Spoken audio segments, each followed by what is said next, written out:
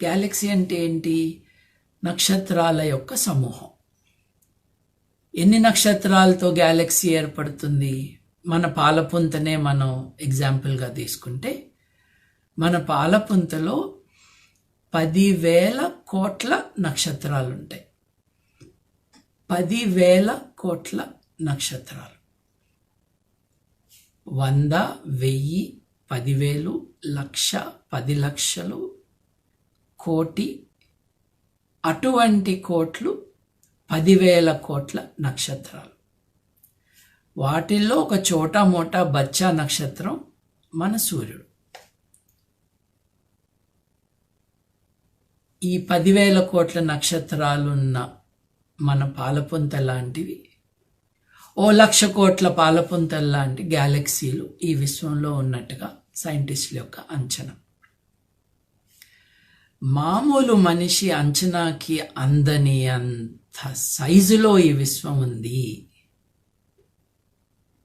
1,00,000 కోట్ల పాలపుంతలు, ప్రతి పాలపుంతలో మళ్ళీ 10,000 కోట్ల ఇంకా ఎక్కువ ట్రిలియన్ నక్షత్రాలున్న పాలపుంతలు కూడా ఉన్నాయి, గ్యాలక్సీలు కూడా ఉన్నాయి. ఇదంతా ఇవాళ మనిషికి తెలిసిందండి. తెలుసుకోవటం ఎప్పుడు మొదలైందంటే సృష్టివాదాన్ని వదిలేసిన తర్వాత మొదలైంది. చాలామంది అడుగుతూ ఉంటారు, నీకేంటి ఇబ్బంది? దేవుడు ఉన్నాడు అంటాడు, స్వర్గం ఉందంటారు, నరకం ఉంది. ఇబ్బంది ఏంటంటే ప్రశ్నకి సమాధానం ఇదే అని చెబితే అసలైన సమాధానం కోసం వెతుక్కోవటం మనిషి ఆపేస్తాడు. అలా ఆపేసిన తర్వాత ప్రశ్న సమాధానం అవసరం లేదు ఇక మనిషికి. అంటే ప్రగతి ఉండదు, పురోగతి ఉండదు. అది అబద్ధమైనా కూడా నమ్మాల్సిన అవసరం క్రియేట్ అయిపోతుంది. అదే ప్రమాదం. ఇదే సమాధానం అని చెప్పి నోరు మూయించిన తర్వాత ప్రగతి ఉండదు. సరే, ఈ గ్యాలక్సీలన్నీ దూరం దూరం అయిపోతున్నాయి కదండి.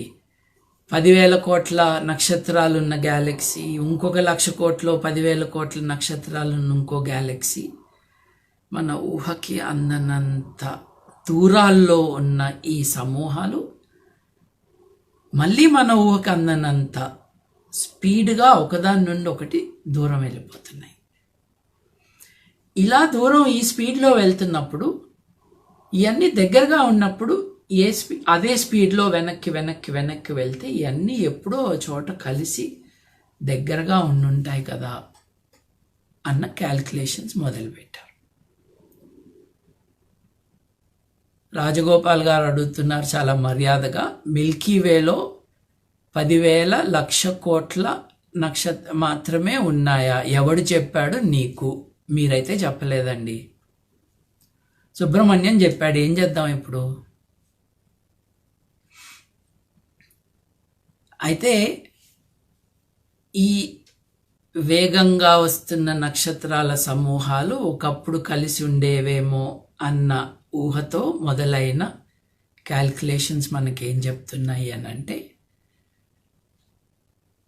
రమారమి ఓ 1,500 కోట్ల సంవత్సరాలకి పూర్వం, 1,500 కోట్ల సంవత్సరాలకి పూర్వం బహుశా ఇవన్నీ కూడా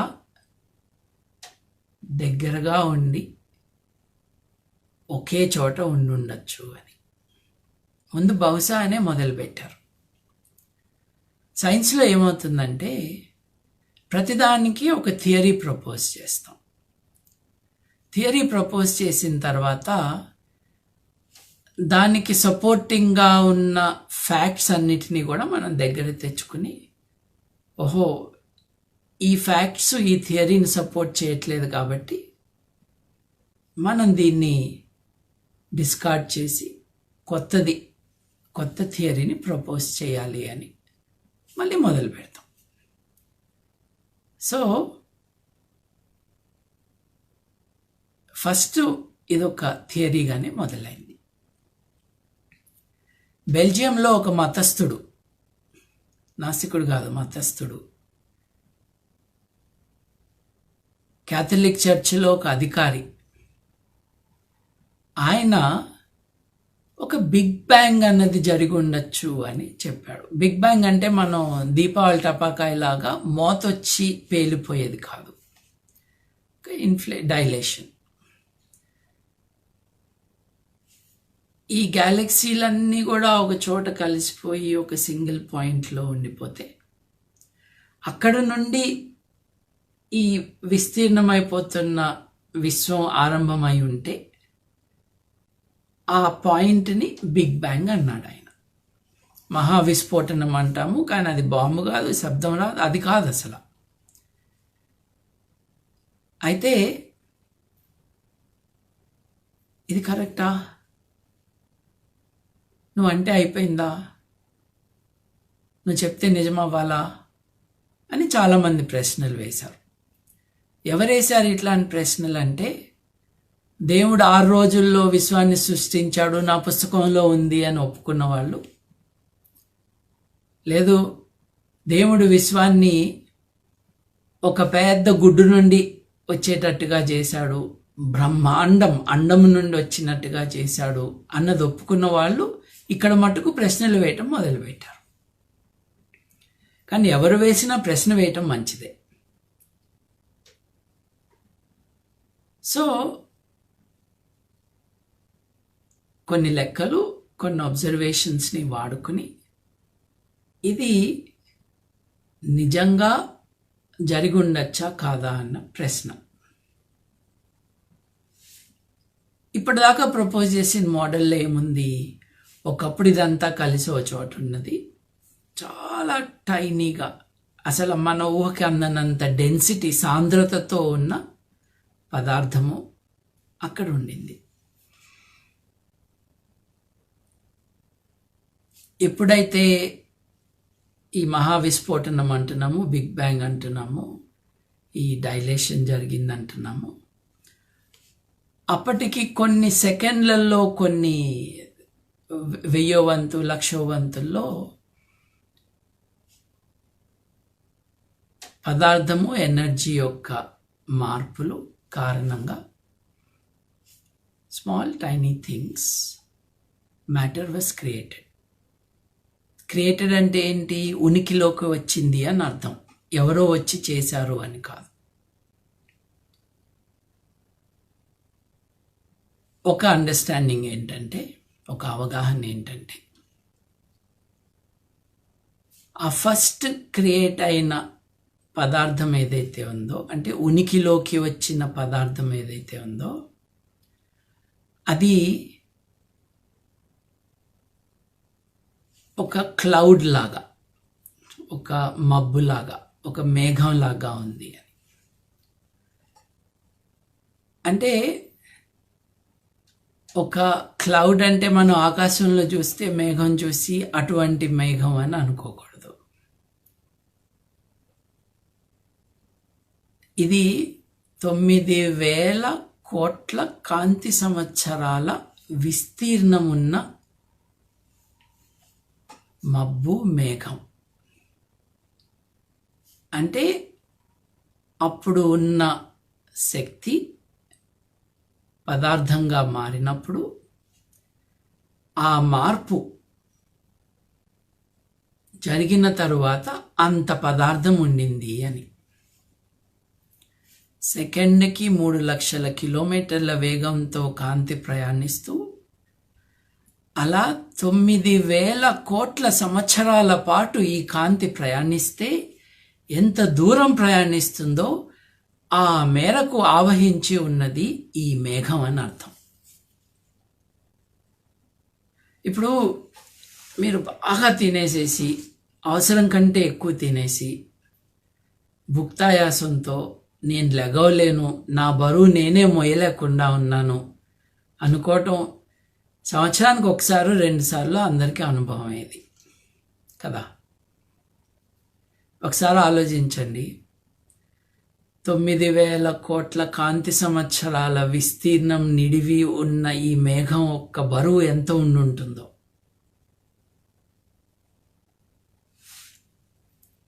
ఈ పదార్థంకి ఒక ప్రాథమిక లక్షణం ఉంది. అదేంటంటే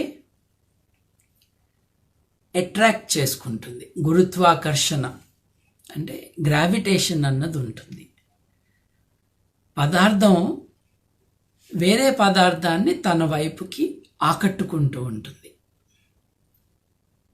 ఈ ఆకర్షణ యొక్క ఫోర్సు అంత పదార్థంలో, మళ్ళీ గుర్తు చేస్తున్నాను, ఏదో కిలో 2 కిలోలు 1000 కిలోలు 1,00,000 కోట్ల కిలోలు కాదు. కాంతి 9,000 కోట్ల సంవత్సరాల పాటు సెకండ్కి 3,00,000 కిలోమీటర్ల వేగంతో ప్రయాణిస్తే వచ్చే అంత విస్తీర్ణంలో నిండి ఉన్న పదార్థం తన బరువుకి తానే తట్టుకోలేక అప్పుడు క్రియేట్ అయిన వేడి కారణంగా, ఎనార్మస్ హీట్ కారణంగా అప్పుడు కొన్ని రకాల ధాతువులు ఏర్పడటం, ముఖ్యంగా ఆ ఆదిమ పదార్థం నుండి వచ్చిన హైడ్రోజన్ ధాతువు ఎలిమెంట్. కానీ చెప్పాను కదా, ఆకర్షణ మామూలుగా లేదు, చాలా ఎక్కువగా ఉంది. ఈ ఆకర్షణ కారణంగా మళ్ళీ 2 హైడ్రోజన్ ఆటమ్స్ కలిసి ఒకదాంట్లో ఒకటి ఫ్యూజ్ అయితే అది హీలియం అయిపోవటం. ఇలా జరిగినప్పుడు ఎనర్జీ చాలా రిలీజ్ అవుతుంది. హిరోషిమా నాగసాకి అప్పుడు యాటమ్ని తీసుకుని దాన్ని విచ్ఛిన్నం చేశారు. నేను చెప్తున్న ప్రక్రియ విచ్ఛిన్నం కాదు, విలీనం. 2 హైడ్రోజన్ యాటమ్స్ కలిసి విలీనమైపోయిన కారణంగా చాలా శక్తి రిలీజ్ అవ్వటం, ఒక కొత్త ధాతువు ఏర్పడటం. ఇలా 2 హీలియం కలిస్తే బెరీలియం రావటం. ఇలా ఎంతో గొప్ప మోతాదులో శక్తి విడుదల కావటం, పదార్థం ఒకదానిలో ఒకటి జొచ్చుకుపోవటం, కొత్త రకమైన పదార్థం ఉత్పత్తి కావటం. ఇట్లా ఇవాళ మనం ఇనుము, ఐరన్ అని ఏదైతే అంటామో అంతవరకు జరిగింది ఈ ప్రక్రియ. ఆ తర్వాత ఆ మండటానికి, ఆ శక్తి తెచ్చుకోవటానికి ఇంకా పదార్థం లేదు. ఇనుము వరకే సులభంగా జరుగుతుంది ఈ పద్ధతి. ఆ తర్వాత అది గనక ఒక పెద్ద మోతాదులో, పెద్ద సైజులో ఉన్న ఈ యాటమ్స్ యొక్క సమూహం అయితే, మండిపోతున్న సమూహం అయితే, దేన్నైతే మనం నక్షత్రం అంటామో ఆ నక్షత్రం ఆ సైజుదైతే కొద్ది కాలానికి దాంట్లో ఇంధనం అయిపోయి, అంటే ఇట్లా విలీనం కావటానికి ఇంకా ఏ యాటమ్స్, అణువులు దానికి అందుబాటులో లేక తన బరువుకి తాను తట్టుకోలేక పేలిపోతే,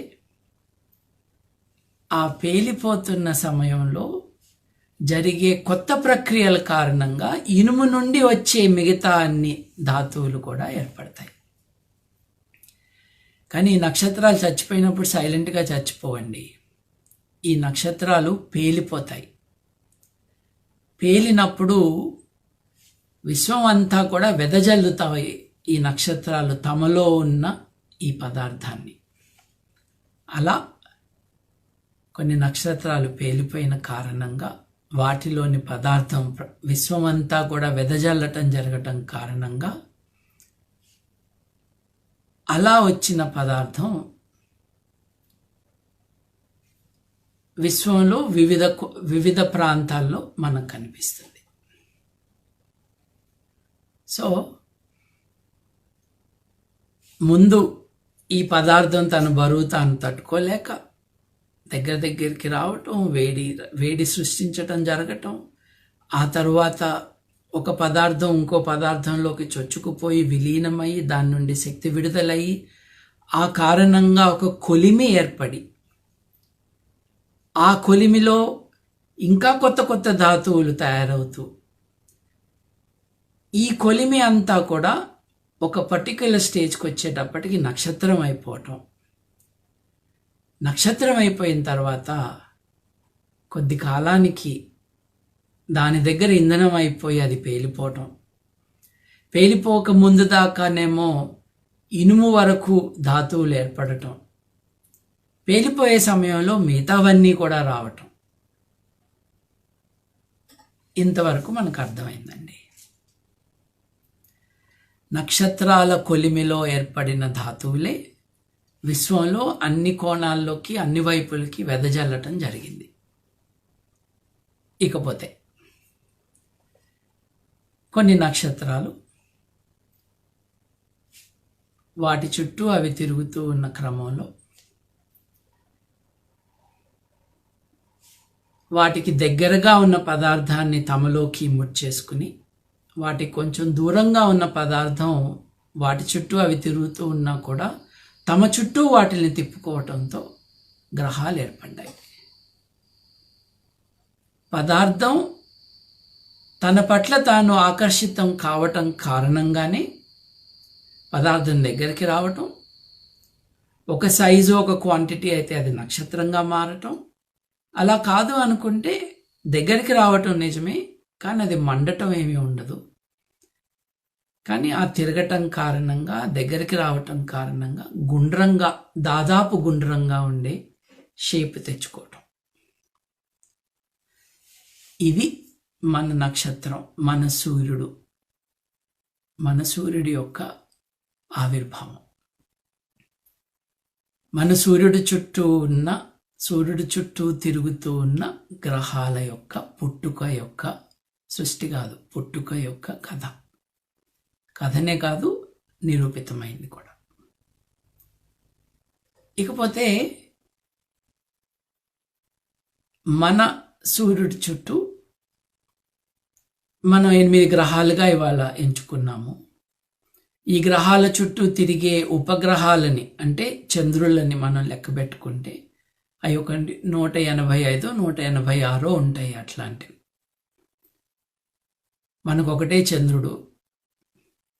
అంగారకుడి దగ్గరికి వెళ్తే తూర్పును ఉదయించే ఒక చంద్రుడు, పశ్చిమాన్ని ఉదయించే ఇంకో చంద్రుడు. మనం శనిగ్రహం లేదు మనం గురుగ్రహం దగ్గరికి వెళ్తే 60 చిల్లర గ్రహాలు, ఉపగ్రహాలు ఇట్లా ఉన్నాయని మనకి ఇవాళ తెలుసు. ఒక 500 ఏళ్ల క్రితం మనకి ఇవేం తెలియవు, ఎవరికీ తెలియదు. నిజానికి శనిగ్రహం చుట్టూ వలయం ఉంది, రండి చూడండి అని గెలీలియో గారు చాలా ఉత్సాహంతో అందరినీ పిలిస్తే ఎవరూ రాలేదు. సాతాను ఏదో ఇచ్చాడు ఇతని చేతిలో, అది మనం ముట్టుకోకూడదు, మనం చూడకూడదు అని దూరంగా ఉన్నారు ఆయనకి. అసలు మనసు పొంగిపోదు. ఈ కథ అంతా కూడా వాస్తవం. ఈ కథనం ఏదైతే ఉందో, విశ్వం ఎలా ఆవిర్భవించింది అన్నది, 1.5 కిలోల మెదడు కూడా లేని మనిషి 1500 కోట్ల సంవత్సరాల ఈ విశ్వం యొక్క చరిత్రని ఈ చిన్న భూమి మీద కూర్చుని అంచనా వేయగలిగాడు.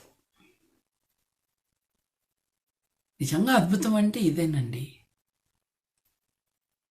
ఈ విశ్వం ఎప్పుడు ఆరంభమైంది, అప్పటి నుండి మనం ఇక్కడ దాకా ఎలా వచ్చాము, ఈ భూమి వయస్సు 450, 500 కోట్ల సంవత్సరాలు అని తెలుసుకోవడం అన్నది మామూలు విషయం కాదు. జై ఇన్సాన్ అని ఊరికే అనము. మనిషి గొప్పవాడని, ఓట్ టు మ్యాన్ అని ఎందుకు అనుకుంటామంటే దట్ ఇన్క్లూడ్స్ విమెన్. మనం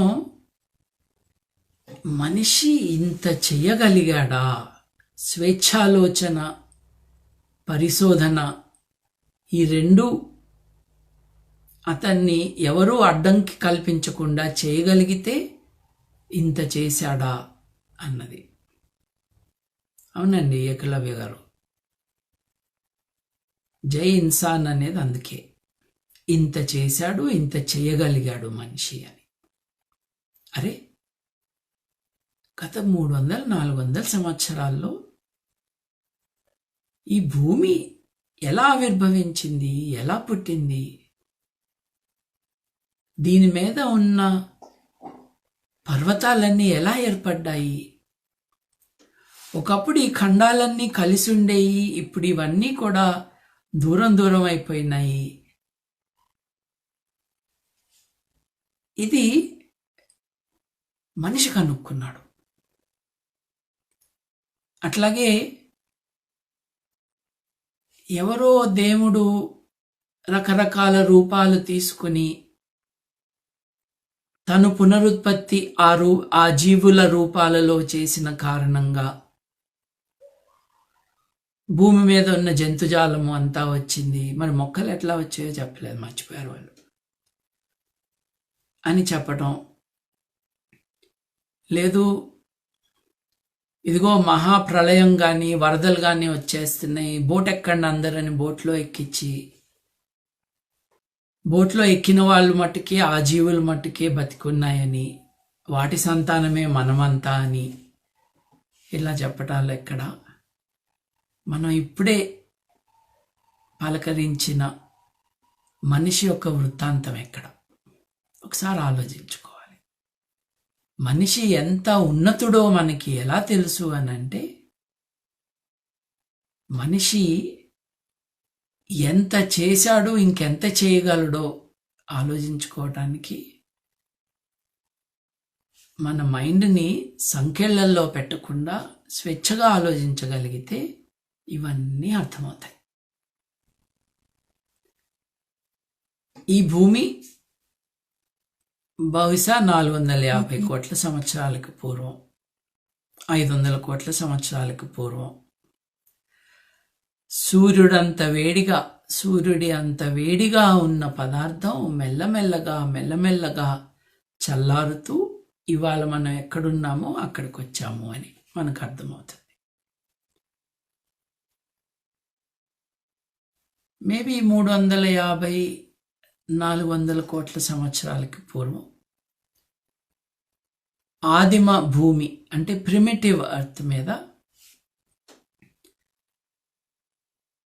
చాలా డిస్టర్బ్డ్ అట్మాస్ఫియర్లో, అంటే ఉరుములు మెరుపులు, వాతావరణంలో ఎప్పుడు ఎలక్ట్రిసిటీ డిశ్చార్జెస్, అప్పుడు ఆక్సిజన్ లేదు, కార్బన్ డైఆక్సైడ్, నైట్రోజను, హైడ్రోజను ఉండేవి. ఆ పరిస్థితుల్లో బహుశా జీవం ఆవిర్భవించుంటుందేమో అని ఆలోచన చేసి 1950లో యూరీ మిల్లర్ సైంటిస్టుల ద్వయం ఓ పెద్ద వెసల్లో నైట్రోజన్, అమోనియా, హైడ్రోజన్, అంటే ఆ ప్రిమిటివ్ ఎర్త్లో ఏ గ్యాసెస్ అయితే ఉండుండేవి అని వాళ్ళు ఊహించారో ఆ గ్యాసెస్ దాంట్లో వేసి, అప్పుడు ఎలా అయితే ఎలక్ట్రిసిటీ డిశ్చార్జ్ అయ్యేదో మెరుపుల కారణంగా, లైటనింగ్ కారణంగా అన్నట్టుగా ఎలక్ట్రిసిటీ డిశ్చార్జ్ ఈ గ్లాస్ కంటైనర్లో చేస్తే ఎక్స్టెండెడ్ టైంకి అది చేసిన కారణంగా దాంట్లో ఎమైనో యాసిడ్స్ దొరికాయి. ఎమైనో యాసిడ్ అంటే జీవానికి ఒక ఫండమెంటల్ బేసిస్. అది ఎవరో ఎక్కడి నుంచో వచ్చి సృష్టించకుండానే ఒక గ్లాస్ ఫ్లాస్క్లో ఎక్స్టెండెడ్ అవర్స్ ఎలక్ట్రిసిటీ ప్రసారం చేస్తూ దాంట్లో 3-4 రకాల గ్యాసులు పెడితే వాటి విలీనం సంలీనం ఏదైనా అనండి దాన్ని కారణంగా ఎమైనో యాసిడ్స్ వచ్చాయి, building black of life. So జీవ పదార్థానికి కావాల్సిన పదార్థం న్యాచురల్ ప్రాసెస్లో వస్తుందన్నమాట. సేంద్రియ పదార్థం ఇలా క్రియేట్ అవుతుందన్నమాట అని అర్థమైంది. తర్వాత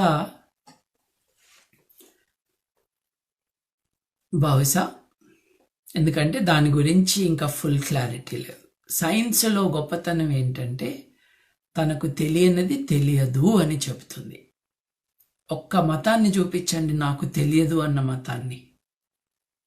మతంకి అన్నీ తెలుసు, కానీ సైన్స్ అలా కాదు. నాకు తెలీదు, నేను చెప్పలేను, ఆ ప్రయత్నం చేస్తున్నాను అని చాలా నిజాయితీగా చెప్తుంది సైన్స్. ఈ డిఫరెంట్ ధాతువులు ఉన్నాయి కదండి, ఒకదానికొకటి అట్రాక్ట్ అవ్వటానికి రకరకాల కారణాలు ఉంటాయి. వాటి ఎలక్ట్రాన్స్లో ఉన్న నెగటివ్ ఛార్జు, వాళ్ళ యాటమ్స్ ఎట్లా ఉన్నాయి, ఆ అట్రాక్షన్ ఎట్లా, అది today is not the time to discuss that. Different elements దగ్గరకు వచ్చి మాలిక్యూల్స్ అవుతాయి. ఆర్ఎన్ఏ అన్నది, రైబోన్యూక్లిక్ యాసిడ్ అన్నది ఒక మాలిక్యూల్, పొడుగాటి మాలిక్యూల్. ఆ పొడుగాటి మాలిక్యూల్ యాటమ్ కలిస్తే మాలిక్యూల్ అయింది. ఎప్పుడో ఒకప్పుడు, పద్ధతి మనకి ఇంకా క్లియర్గా తెలీదు, కానీ ఎందుకు జరిగింది అన్నది మనం క్లారిటీతో చెప్పలేకపోయినా అలాగే జరిగి ఉంటుంది అన్న దాంట్లో అనుమానం లేదు. యాటమ్ కలిసి మాలిక్యూల్ అయినట్టుగా ఈ యాటమ్స్ రెప్లికేట్ అయినాయి, అంటే మాలిక్యూల్ డబుల్ అయింది. డబుల్ అవటం అంటే ఇలా కలిసే మాలిక్యూల్స్ అటువంటి మాలిక్యూల్ ఇంకో దాన్ని క్రియేట్ చేసుకున్నాయి, అట్రాక్ట్ చేసుకున్నాయి. That is a mechanism of life. జీవం పునరుత్పత్తి మాలిక్యులర్ లెవెల్లో ఇలా జరుగుతుంది. ఇక్కడ వచ్చిందండి తంట. ఆర్ఎన్ఏ తర్వాత సోఫిస్టికేటెడ్గా డిఎన్ఏ అంటే 2 స్ట్రాండ్స్ ఉంటాయి, ఆర్ఎన్ఏ సింగిల్ స్ట్రాండ్ ఉంటుంది. ఇట్లా వచ్చిన ఈ మాలిక్యూల్స్ అంటే అణువుల యొక్క సమాహారం. కొన్ని తమ చుట్టూ ఒక కవరింగ్ ఏర్పరచుకుని, ఆ కవరింగ్ ఏదైతే ఉందో దాంట్లోనే పునరుత్పత్తికి కావలసిన సమాచారాన్ని ఇముడ్చుకొని ఉంటే అదొక సెల్ అయింది. దాంట్లో కొన్ని ప్రక్రియలు ఏమిటి అనంటే, తన చుట్టూ ఉన్న వాతావరణం నుండి శక్తిని గ్రహించి ఆ శక్తిని వాడుకుని పునరుత్పత్తి. జీవం యొక్క లక్షణం ఏమిటి అనంటే, తన చుట్టూ ఉన్న అట్మాస్ఫియర్తో ఇంటరాక్ట్ అయ్యి దాని నుండి ఎనర్జీని, శక్తిని గ్రహించి తన పునరుత్పత్తి, తన అంతం కాకుండా కంటిన్యూ కావటం. This is the basic thing. అయితే కొన్నేమో ఈ సింగిల్ సెల్, దేన్నైతే మనం బ్యాక్టీరియా అంటామో అలా మొదలై ఆ బ్యాక్టీరియా, ఒక బ్యాక్టీరియా 2 అవ్వటము, అంటే పునరుత్పత్తి అనే కాదు, 2 బ్యాక్టీరియాలు కలిసి ఒక జీవంగా 4, 8 అట్లా మల్టీ సెల్యులర్ ఆర్గానిజమ్స్ రావటం. అక్కడి నుండి ఆరంభమైంది. డార్విన్ మహాశయుడు గీసిన ట్రీ ఆఫ్ లైఫ్ చార్ట్ చూసుకుంటే మనిషి దాకా ఆ గీత గీసుకోవచ్చు మనం. ఈ గీతలో కరోనా వైరస్ లేదండి, తంట అక్కడ. బిగినింగ్లో అనుకున్నామే కొన్ని యాటమ్స్ కలిస్తే ఓ మాలిక్యూల్ అవుతుంది అని. తనకంటూ ఒక సెల్ క్రియేట్ చేసుకోకుండా, తనకంటూ ఒక గుడపతి గారు కొంచెం తగ్గండి మీరు, ఆ భూమి వేడి, సూర్యుడు వేడి, దాని మీదే ఉన్నారు, కాస్త ఆగండి, మీరు చల్లబడండి, కాస్త వేరే మాట్లాడుతున్నాం కదా.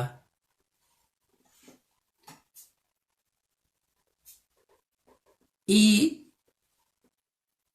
మాలిక్యూల్ ఏదైతే ఉందో అది No, it is not intelligence, Ramanarao garu. It's a process. రెండు ఆటమ్స్ కలవటం ఇంటెలిజెన్స్ కాదు. రెండు ఆటమ్స్ కలవటం ఇట్స్ ఎ ఫిజికల్ ప్రాసెస్. రెండు 4 అవ్వటం కూడా it's a physical process. You should not think of it as an intelligence. It is not conscious, it is not directed, it just happens. పదార్థం యొక్క property అది, అంతకు మించేమి కాదు. మీరు క్లాసు కొంచెం ఆలస్యంగా వచ్చారు. బిగినింగ్లో ఆటమ్స్, వాటి పైన ఉన్న చార్జెస్ అవి మాట్లాడుకున్నాం. ఎనీవే, ఈ కొన్ని మాలిక్యూల్స్ ఏవైతే ఉన్నాయో అసలు ఈ బ్యాక్టీరియా, మల్టీసెల్యులర్ ఆర్గానిజమ్స్ ఆ రూట్లో వెళ్లకుండా అక్కడే ఉండిపోయినాయి ప్రిమిటివ్ ఫార్మ్స్. ఇవి వేరే జీవుల్లోకి వెళ్తే ప్రాణం పోసుకున్నట్టుగా వర్క్ చేస్తాయి. వాటికి ప్రోటీన్ క్రియేట్ చేసుకోవటం రాదు. కాబట్టి వేరే జీవకణాలని హైజాక్ చేసి వాటి నుండి తనకు కావాల్సిందంటే పునరుత్పత్తి, అంతకంటే ఏం లేదు. అలా చేయటం అన్నది మనం చూస్తున్నాం. Everything is a natural process. మనకి నచ్చచ్చు, మనకు ఉపయోగపడచ్చు, మనకు ఉపయోగపడకపోవచ్చు.